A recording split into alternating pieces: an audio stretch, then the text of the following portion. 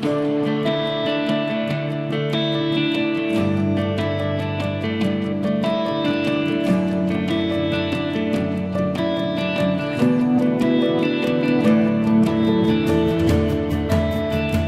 forêt, qui est une forêt un peu spontanée, qui n'a pas été travaillée pendant des années, 40, 50 ans, pas travaillée au sens sylvicole du terme. C'est-à-dire qu'on a des peuplements qui sont très hétérogènes parce qu'ils sont issus de propriétaires qui étaient tous différents. Les parcelles avaient des vocations différentes, c'est-à-dire qu'on trouve du taillis de châtaignier, on trouve de la futée résineuse, de la futée feuillue, on trouve du taillis sous-futé, on a une espèce de patchwork de peuplement. Et avec des essences différentes, avec des classes d'âge différentes. Donc cette mosaïque, on a tout synthétisé et on a consigné ça dans un document qui s'appelle l'aménagement forestier.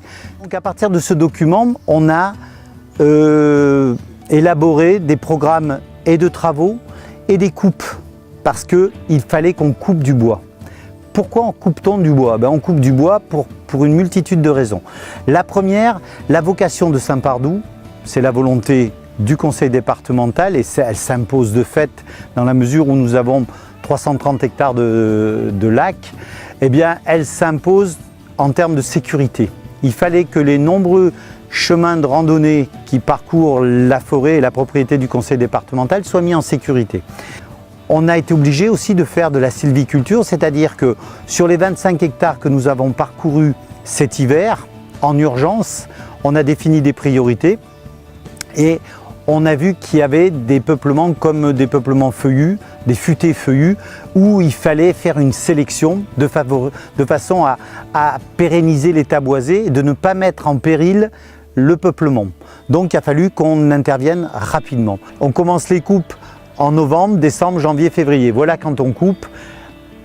On exporte les bois si la météo et si les sols le proposent, à la sortie de l'hiver ou au début du printemps.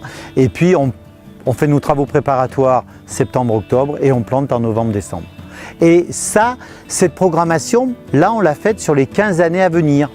À partir de septembre, on va commencer à nettoyer de façon un petit peu plus précise et en anticipant par rapport au reboisement qu'on allait faire.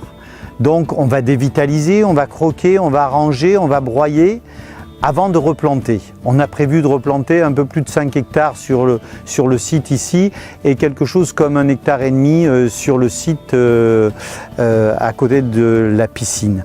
Donc on va reboiser avec des essences adaptées, on va tenir compte du réchauffement climatique, faire en sorte que le public, les Limougeaux, mais aussi les touristes puissent venir et qu'il y ait un intérêt à la fois paysager mais aussi des curiosités. C'est pour ça qu'on va planter une collection de cyprès chauves, c'est pour ça qu'on va planter un double alignement de séquoia qui donneront un petit caractère exceptionnel lors des prochaines promenades. Il faut imaginer ça dans 30-40 ans parce que tout ce qu'on fait aujourd'hui, et je le répète, on le fait dans l'intérêt de la forêt, dans l'intérêt de Saint-Pardoux. C'est dans 30-40 ans qu'on commencera à toucher les dividendes de ce qu'on a fait, des investissements qu'on fait.